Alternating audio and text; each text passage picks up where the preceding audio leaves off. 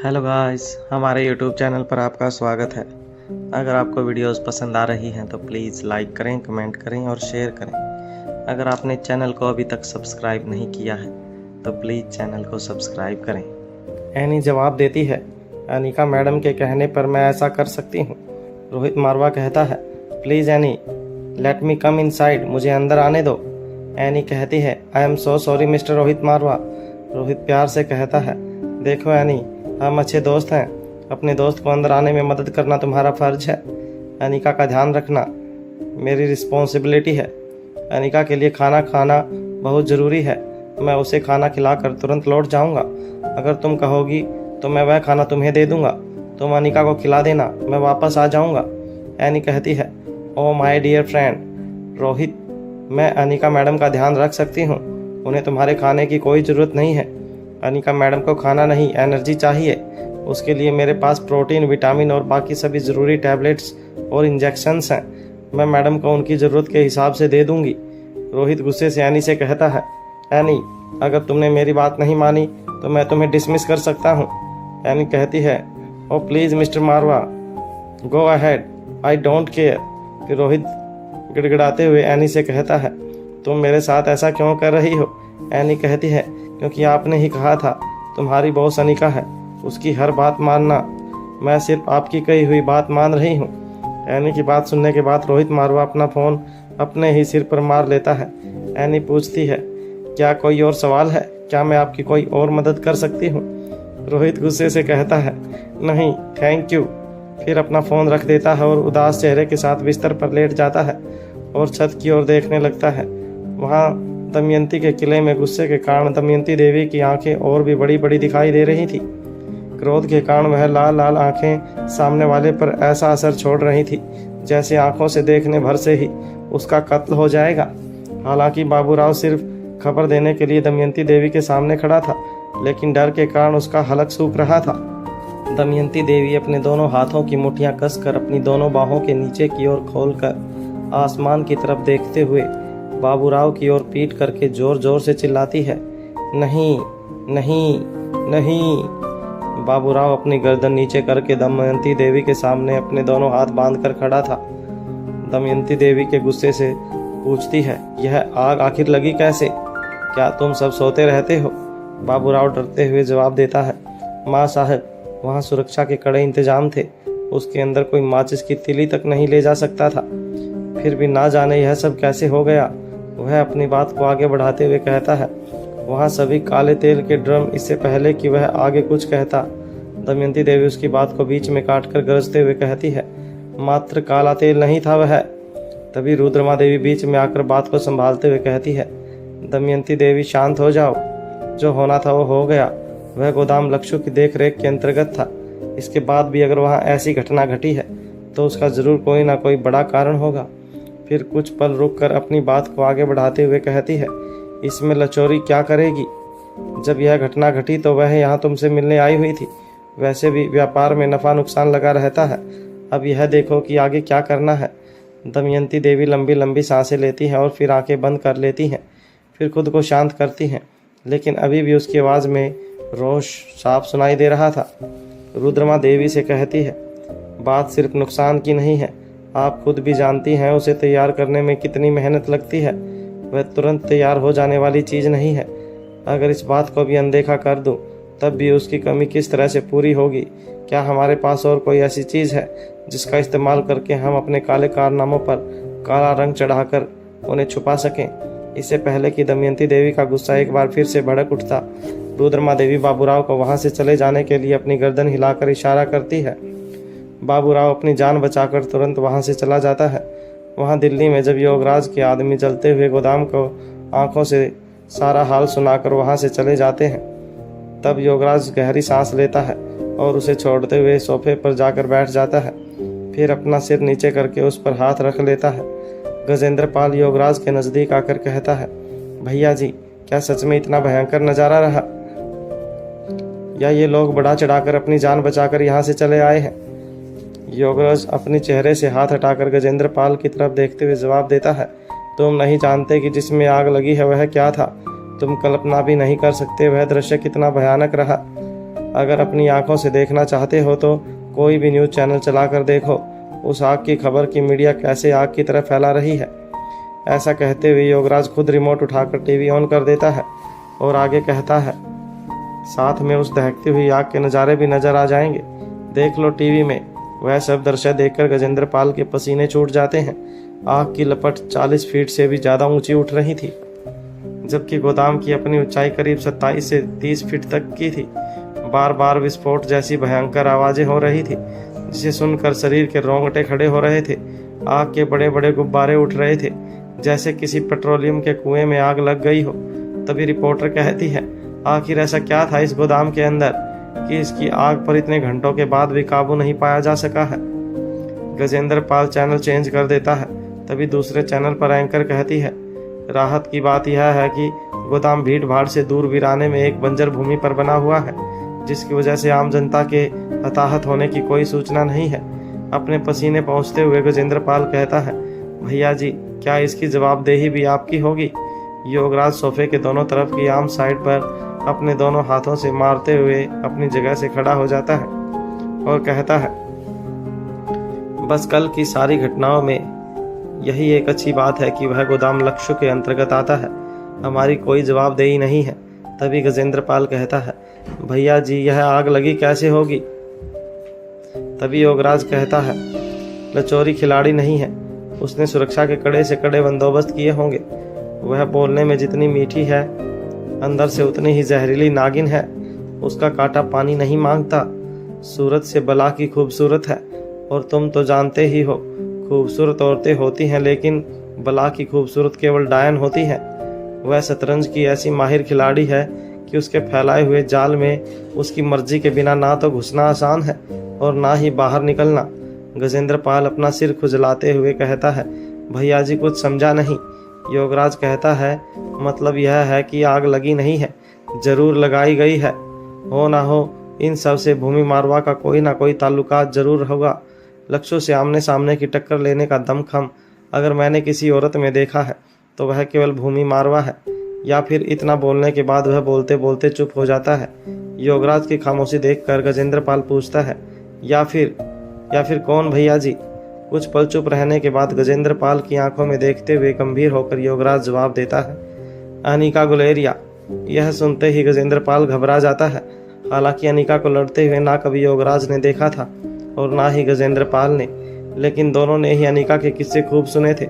एक पल के लिए दोनों को मौत का डर सताने लगता है। गजेंद्र पाल डरते हुए पूछता है, तो क्या उसकी याददाश्त नहीं गई? क्या हम माँ साहब को बता दें कि उसकी याददाश्त नहीं गई है? फिर कुछ सोच समझकर योगराज ने कहा, गजेंद्र पाल, इस शक के लिए हमारे पास कोई सबूत नहीं है। यह सच भी हो सकता है और नहीं भी।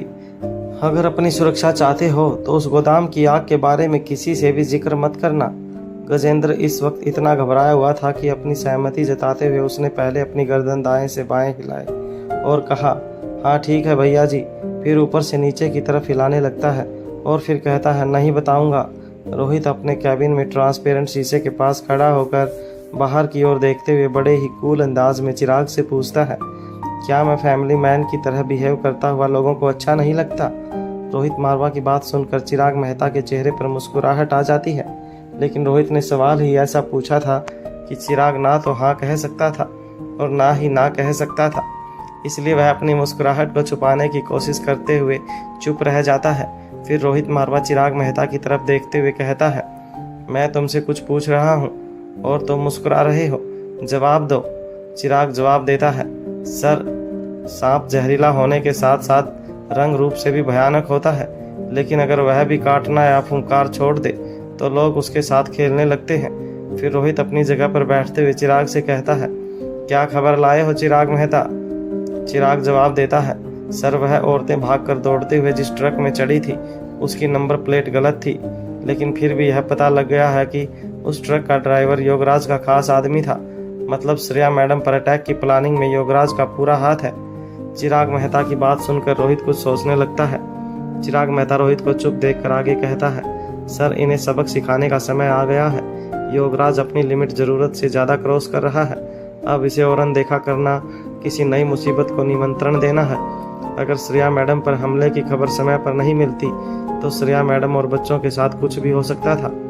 अब्दुल और हमारे बाकी आदमियों की हालत ऐसी थी कि उनके साथ कुछ भी हो सकता था, उनकी जान भी जा सकती थी। अगर आज वह जिंदा हैं तो सिर्फ और सिर्फ मैडम की प्लानिंग की वजह से, वरना उनमें से हमारा एक भी आदमी जिंदा नहीं होता। रोहित आगे पूछता है, और भूमि के किडनैपर्स के बारे में क्या कुछ पता चला? चिराग जवाब देता है, नहीं सर, वह गुत्थी अभी नहीं सुलझी है। सब कुछ एक गहरे राज की तरह है, लेकिन एक बात साफ है, जहाँ पर भूमि मैडम को किडनैप करके रखा गया था, वहाँ जिस लिक्विड में आग लगी है वह कोई सामान्य लिक्विड नहीं है। उस भयंकर आग से उस लिक्विड का सैंपल लाना किसी के लिए भी संभव नहीं है।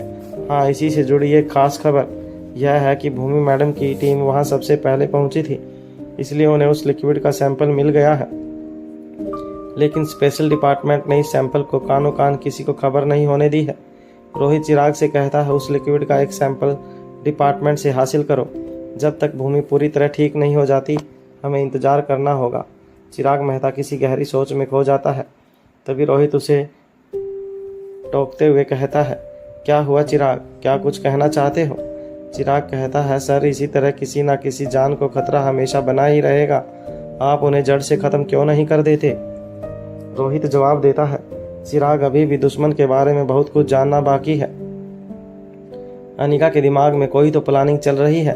अगर दुश्मन को ठिकाने लगाने से पहले पल भर भी ना सोचने वाली इतनी सोच समझ कर चल रही है तो उसकी कोई बड़ी वजह जरूर होगी। हमें उसका साथ देना होगा, वही हमारे आदमियों के लिए बेहतर होगा। इसका एक नमूना तुम 2 दिन पहले ही देख चुके हो।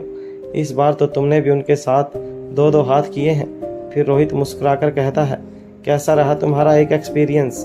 रोहित का सवाल सुनकर चिराग मेहता जवाब में कुछ बोल नहीं पाता, क्योंकि अपने आदमियों के साथ वह चिराग ने अपनी आंखों से होते हुए देखा था। रोहित आगे कहता है, सब्र रखो, दुश्मन को उसके हश्र तक जरूर पहुंचाया जाएगा। फिलहाल जाकर अब्दुल की ऐसी हालत करने वालों को ऐसा थोपा भेजो कि आगे से ऐसी हिमाकत करने के बारे में सोचने से भी डरें। रोहित कुछ रुक कर चिराग से आगे कहता है, और तुम अपना काम अच्छी तरह जानते हो, वह मुझे समझाने की ज़रूरत नहीं है। हाँ, उस तोहफे को अलविदा कहने से पहले मेरा यह मैसेज ज़रूर दे देना। उसके बाद रोहित अपना मैसेज चिराग को दे देता है। चिराग मेहता जवाब देता है, जी सर, हो जाएगा। विशंभर नागर का ऑफिस भीड़ भाड़ से दूर कम बसावट वाले इलाके में था। रात के 12 बजे विशंभर नागर अपने ऑफिस में शराब पीते हुए झल्लाते हुए कहता है, अरे है लाइट को क्या हुआ? सुरेंद्र, जाकर देखो। तभी कुछ मिनट बाद एक सिक्योरिटी गार्ड अपने फ़ोन की टॉर्च जलाकर उसकी रोशनी में विशंभर नागर को देखते हुए आकर कहता है, सर, पूरे एरिया की लाइट गुल है। मैंने अभी जाकर चेक किया है, ना जाने इन्वर्टर को क्या हो गया है, वह भी नहीं चल रहा। तभी विशंभर नागर का आईटी रूम में बैठा हुआ सिक्योरिटी गार्ड आकर कहता है, विशंभर सर, पता नहीं क्या हो गया है, एक भी कैमरा काम नहीं कर रहा है। इस वक्त विशंभर के साथ ऑफिस में मौजूद सभी आदमी उसके काले धंधों में साथ देने वाले छटे हुए बदमाश थे। इतने में सिक्योरिटी गार्ड के पीछे से आवाज़ आती है, क्या हुआ, सिर्फ अंधेरे से डर गए? तभी सभी अपनी अपनी फ़ोन की टॉर्च जहाँ से आवाज़ आई थी उसी ओर कर देते हैं। अपने सामने का नज़ारा देखकर सभी दंग रह जाते हैं। उनके सामने 20 आदमी खड़े थे और सभी के चेहरे पर नकाब चढ़ा हुआ था। तभी सबसे आगे खड़ा हुआ नकाबपोश आदमी बोलता है, क्या हुआ, आवाज़ पहचानने में नहीं आई? कोई बात नहीं, मारने से पहले तुम्हें अपना चेहरा जरूर दिखा दूंगा। विशंभर नागर यह सुनते ही जोर जोर से अपने आदमियों को आवाज़ लगाने लगता है, महेश, काशीराम, सुरेंद्र कहाँ मर गए, सबके सब। तभी भी सामने से आवाज़ आती है, कैसी बातें कर रहे हो विशंभर नागर? डर से अकल ने काम करना बंद कर दिया है क्या? खुद ही कह रहे हो मर गए और फिर आवाज़ लगा रहे हो। जो मर गए वह तुम्हारी बात का जवाब कैसे देंगे? विशंभर नागर की आंखें ये सुनकर फटी की फटी रह जाती हैं और वह उस नकाबपोश आदमी की तरफ देखने लगता है। वह आदमी विशंभर नागर की कुर्सी के पास आकर कहता है, चलो तुम्हारे एक सवाल का जवाब मैं खुद दे देता हूँ। तुमने उनसे पूछा कहाँ मर गए? इसका जवाब है, यहीं तुम्हारे ऑफिस में ही मर गए। बस कुछ ही मिनट पहले ऑफिस में विशंभर नागर के पास मौजूद आदमी अपनी बंदूकें निकाल कर नकाबपोश आदमियों की तरफ कर देते हैं। लीडर नकाबपोश आदमी अपने बाकी साथियों से कहता है, कोशिश करना कि किसी की खून की बूंद ना टपके, नहीं तो हमारा ही काम बढ़ जाएगा। हाँ, लेकिन ज़रूरत पड़े तो खून की नदियाँ बहा दो। तभी बंदूक पकड़े हुए विशंभर नागर के आदमियों के हाथ पर किसी भारी चीज का तेज वार महसूस होता है, लेकिन अंधेरे के कारण वह कुछ नहीं देख पाते और उनकी बंदूकें नीचे गिर जाती हैं। उनके सामने खड़े हुए सभी नकाबपोश आदमी ट्रेंड मार्शल आर्टिस्ट थे। सिर्फ कुछ ही मिनटों में विशंभर नागर के सभी आदमियों की गर्दन मरोड़कर मार दिया जाता है। अंत में जो आदमी विशंभर नागर की कुर्सी के पास था वह अपना नकाब नीचे करता है। अपनी कुर्सी से खड़े होने की कोशिश करते हुए विशंभर नागर के मुंह से अटक अटक कर आवाज निकलती है, चिराग मेहता। तुम चिराग मेहता उसे अपनी कुर्सी से खड़ा नहीं होने देता और कहता है, क्या हुआ, क्या किसी और का इंतजार कर रहे थे विशंभर नागर कहता है, पर मैंने तुम्हारा क्या बिगाड़ा है।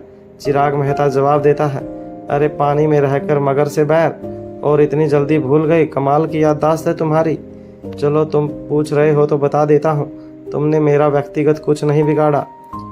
फिर डरते हुए कहता है, लेकिन तुमने किंग से पंगा लिया है।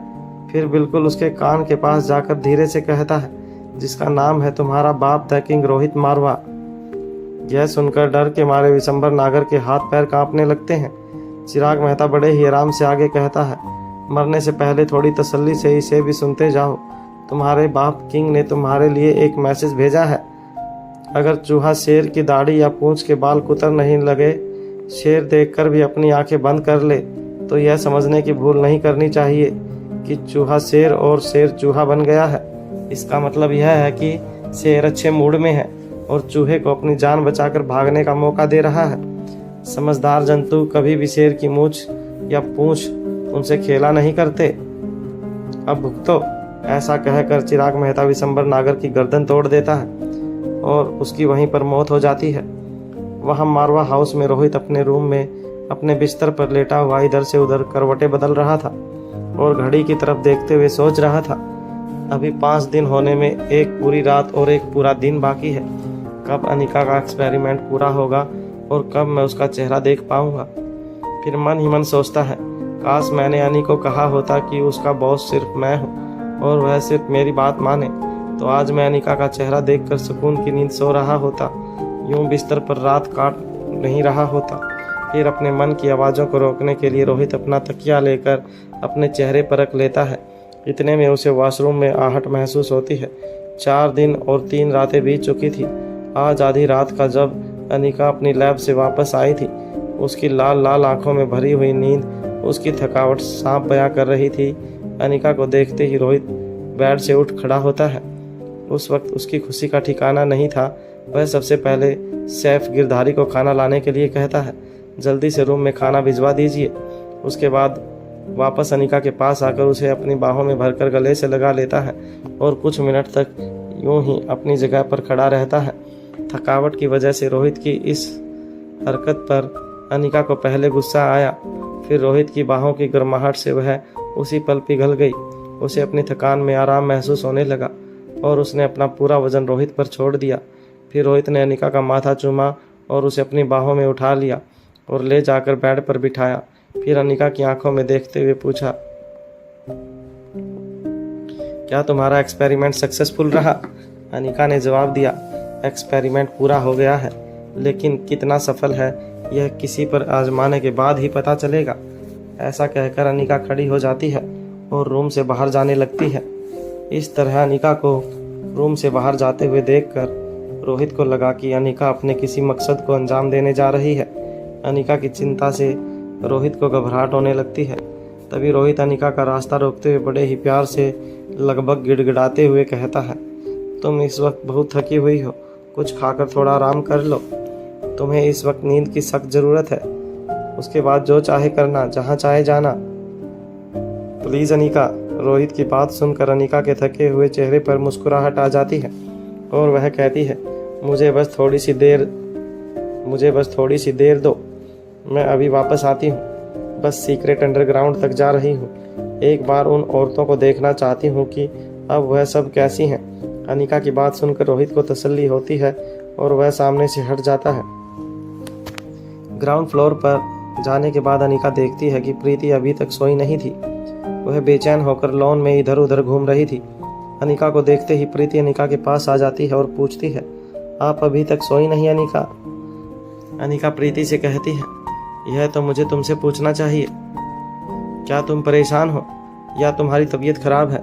प्रीति कहती है, नहीं अनिका दी, मैं बिल्कुल ठीक हूँ, कोई परेशानी नहीं है, बस नींद नहीं आ रही थी तो सोचा थोड़ी देर टहल लेती हूँ, थक कर जल्दी नींद आ जाएगी।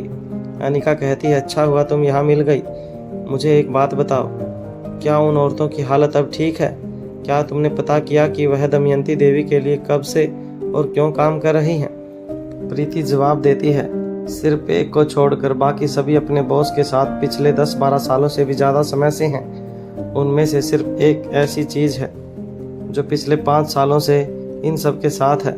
उसकी उम्र भी उन सब में से सबसे कम है, लेकिन इससे ज़्यादा उन्होंने कुछ नहीं बताया। यहाँ तक कि उनका कहना है कि वह किसी दमयंती देवी को नहीं जानती। अनिका कहती है, ठीक है, अब तुम जाओ और थोड़ी देर आराम कर लो। प्रीति अपने रूम की तरफ चली जाती है और उसके जाने के बाद अनिका अंडरग्राउंड की तरफ चली जाती है। करीब 10 मिनट के बाद अनिका सीक्रेट अंडरग्राउंड से बाहर आ जाती है। कुछ घंटों के बाद योगराज के पर्सनल बंगलों पर अफरा तफरी का माहौल था। योगराज के आदमी अपनी बंदूकें लेकर एक टेम्पो को आगे पीछे से घेर कर खड़े थे। टेम्पो पर एक 4 साइज के पेपर पर लिखा हुआ था, बहादुरी का तोहफा बहादुर योगराज के लिए, बस उपहार देखकर डर मत जाना। इतना लिखने के बाद उसके नीचे एक स्माइली बनी हुई थी। अब तक यह खबर योगराज को मिल चुकी थी कि उसके पर्सनल बंगलों पर कुछ संदिग्ध पहुंचा है। सभी आदमी योगराज के पहुंचने का इंतजार कर रहे थे। योगराज अपने आदमी गजेंद्र पाल के साथ जल्द से जल्द वहां पहुंच जाता है। बंगले पर पहुंचने के बाद वह अपने आदमियों को इशारा करता है। तभी 2 आदमी टेम्पो के ऊपर बंधी हुई त्रिपाल को खोलकर उतार देते हैं और टेम्पो का पीछे का दरवाज़ा खोल देते हैं। टेम्पो के अंदर का नज़ारा देखकर सभी बंदूकधारी आदमियों के पैर से 2-2 कदम पीछे हट जाते हैं। एक के ऊपर एक लाशों का ढेर उनकी आंखों के सामने था। तभी विशंबर नागर के शरीर के ऊपर चिपका हुआ कागज़ उन्हें दिखाई देता है। वह उसे छुटाकर योगराज के हाथ में पकड़ा देते हैं, जिस पर लिखा था कि इन सभी की मौत बिना खून का एक कतरा बहाए हो गई है। इस बार तेरे खास आदमी की गर्दन तोड़ी है, बिना ज़्यादा तकलीफ के आराम की मौत दी है, लेकिन अगली बार कोई गलती की तो तुम्हारी गर्दन हलाल होगी। यह पढ़ते ही योगराज के हाथ कांपने लगते हैं। उसके बाद गजेंद्र पाल उसे पढ़ता है। उसके हाथों के साथ साथ पैर भी कांपने लगते हैं। योगराज के सभी आदमी जानना चाहते थे कि यह हरकत किसकी हो सकती है, लेकिन योगराज कहता है, यह किसी अनजान दुश्मन का काम है, जल्द से जल्द पता लग जाएगा कि वह कौन है।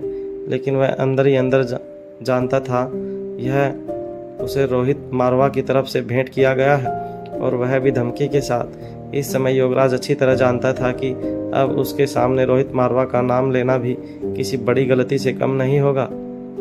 तभी योगराज का एक आदमी आगे आता है और कहता है, भैया जी, हमने आसपास के सभी कैमरे चेक करवा लिए हैं, किसी भी कैमरे में इस टेम्पो के आने का कोई निशान नहीं है। इस टेम्पो पर नंबर प्लेट भी नहीं है। जब यह टेम्पो यहाँ पहुँचा उसके आधे घंटे पहले से लेकर आधे घंटे बाद तक हमारे सभी सीसीटीवी कैमरा ने काम करना बंद कर दिया था। ऐसे कैसे पता लगेगा कि वह कौन था? फिर 2 सेकंड रुक कर आगे कहता है, अगर आप कहें तो क्या पुलिस को बुला लें? योगराज उन्हें घूरते हुए जवाब देता है, अकल के दुश्मन हो, पुलिस हमारे दुश्मन के साथ साथ तुम्हारे भी अगले पिछले इतिहास का पता लगाएगी। क्या तुम ऐसा चाहते हो? वह आदमी जवाब देता है, नहीं भैया जी। फिर योगराज कहता है, इसलिए कहता हूँ, ज़्यादा दिमाग पर जोर डालने की ज़रूरत नहीं है, जितना कहा गया है सिर्फ उतना ही करो। दुश्मन जो भी कोई है जल्दी पता चल जाएगा। फिलहाल बिना किसी को कुछ पता लगे इन सब को ठिकाने लगाओ। और इस टेम्पो को भी योगराज के आदमी कहते हैं, जी भैया जी, आप निश्चिंत होकर जाइए, हम संभाल लेंगे। वहाँ मारवा हाउस में अनिका अपने बेड पर लेटे हुए रोहित से पूछती है, अब भूमि की तबीयत कैसी है? क्या उसे डिस्चार्ज कर दिया गया है? रोहित जवाब देते हुए कहता है, भूमि की तबीयत अभी पहले से बेहतर है। उसे पूरे 3 दिन बाद पूरी तरह होश आया है। अभी उसे डिस्चार्ज नहीं किया गया है। हाँ, डॉक्टर का कहना है कि कल वह डिस्चार्ज हो जाएगी। और तुम्हारे बच्चों का कहना है कि भूमि बुआ को डिस्चार्ज करवाकर सीधा मारवा हाउस लाना है।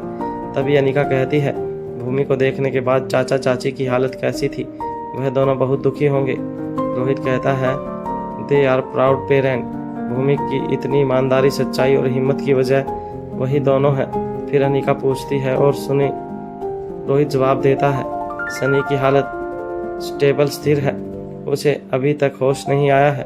अनिका अपना सिर रोहित की बाजू पर रखती है और अपना हाथ रोहित के सीने पर रखते हुए अपनी आंखें बंद कर लेती है और कहती है, सुबह उठते ही हम हॉस्पिटल चलेंगे। रोहित अनिका की तरफ करवट लेते हुए अनिका को अपनी बाहों में ले लेता है और बड़ी सी मुस्कुराहट के साथ कहता है, ठीक है, आज जितनी जल्दी अनिका नींद में चली गई थी, रोहित ने भी उसे कंपटीशन दिया, वह भी ठीक है कहते ही नींद में चला गया। और भला जाता भी क्यों नहीं, कई दिनों के बाद उसकी अनिका यानी कि उसका सुकून उसकी बाहों में थी। अस्पताल में भूमि मारवा स्पेशल वार्ड में अपने बेड पर लेटी हुई थी। यह 5 स्टार होटल जैसा एक बड़ा रूम था जिसमें अंदर ही अंदर कई रूम थे। सुबह के वक्त जब भूमि की नींद टूटती है तो वह देखती है कि कोटिल वहीं सोफे पर बैठा हुआ था। ठीक इसी वक्त एक नर्स अंदर आती है जिसकी उम्र करीब 45 वर्ष रही होगी। वह इस अस्पताल की पुरानी स्टाफ थी और इस वजह से मारवा परिवार के ज़्यादातर सभी सदस्यों को जानती भी थी। वह कोटिल की तरफ देखते हुए कहती है, आप आज भी पूरी रात सोए नहीं, अब आप आराम कर लीजिए। मैं हर वक्त मैडम के पास ही रहूँगी, उन्हें किसी भी चीज़ की ज़रूरत होगी तो वह मुझसे कह देंगी। नर्स की बात सुनकर भूमि हैरान रह जाती है और कौटिल्य की तरफ देखते हुए कहती है, अब मैं पूरी तरह ठीक हूँ, तुम्हें इस तरह मेरे लिए रात्रि जागरण करने की कोई ज़रूरत नहीं है। अब जाओ, जाकर थोड़ा आराम कर लो। इस तरह मेरे ठीक होने से पहले ही तुम बीमार हो जाओगे और मैं अभी तुम्हारा केयर के बदले केयर वाला बदला चुकाने की स्थिति में नहीं हूँ। मैं इस कर्ज को उतारने लायक हो सकूँ, मुझे इतना मौका तो दो। भूमि की बात पर कौटिल्य जवाब में सिर्फ एक मुस्कुराहट देता है, फिर अपनी जगह से खड़ा होकर बीच में लगे हुए एक पर्दे को खींचकर बंद कर देता है और वहीं सोफे पर जाकर सो जाता है।